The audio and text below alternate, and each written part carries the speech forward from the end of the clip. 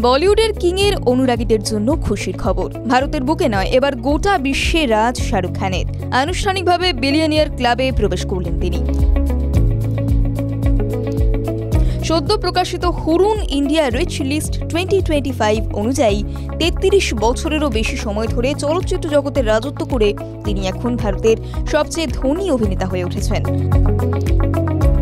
তার মোট সম্পদের পরিমাণ বর্তমানে 1.4 বিলিয়ন মার্কিন ডলার, যা ভারতীয় মুদ্রায় প্রায় 12,490 কোটি টাকা। এই তালিকায় শাহরুখ খান পেছনে ফেলে দিয়েছেন টেইলর সুইফটকে, যার মোট সম্পত্তির পরিমাণ 1.3 বিলিয়ন ডলার।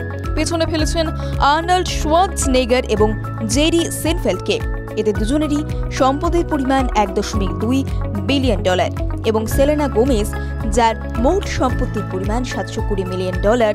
এদের মতো বিশ্ববিখ্যাত তারকাদের পেছনে ফেলে শাহরুখ খান এগিয়ে গিয়েছেন।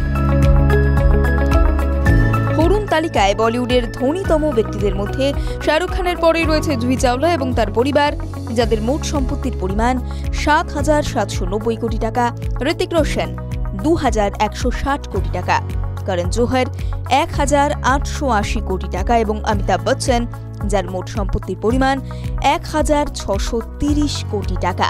তবে শাহরুখ খানের আয় শুধুমাত্র সিনেমা থেকে নয়, তার প্রযোজনা সংস্থা red Chillies entertainment, VFX studio, IPL franchise, Kolkata night Riders, আন্তর্জাতিক বিজ্ঞাপন চুক্তি এবং দুবাই সহ বিদেশে একাধিক রিয়েল এস্টেট বিনিয়োগ তাকে এই জায়গায় পৌঁছে দিয়েছে। 2025 সাল শাহরুখের জন্য সত্যিই বিশেষ। এই বছরে তিনি জাতীয় চলচ্চিত্র পুরস্কারে সেরা অভিনেতা হিসেবে সম্মানিত হয়েছেন। ক্যারিয়ারের 33 বছরে এই প্রাপ্তি প্রথমবার। এছাড়াও তাঁর পুত্র আরিয়ান খানও ফিল্ম ইন্ডাস্ট্রিতে আত্মপ্রকাশ করেছেন এবং নিজের এক পোশাকের ব্র্যান্ডও খুলে জনপ্রিয় হয়ে উঠেছেন। শাহরুখ খানের এই প্রাপ্তি এখন তার অনুরাগীদের কাছে সেলিব্রেশনের মতো। বয়স তার কাছে একটা সংখ্যা মাত্র। অ্যাকশনে এই বয়সেও তিনি যেভাবে ঝড় তুলছেন, তাতে বোঝাই যায় বলিউডকে এখনও তার অনেক কিছু চমক দেওয়া বাকি। TV9 Bangla digital.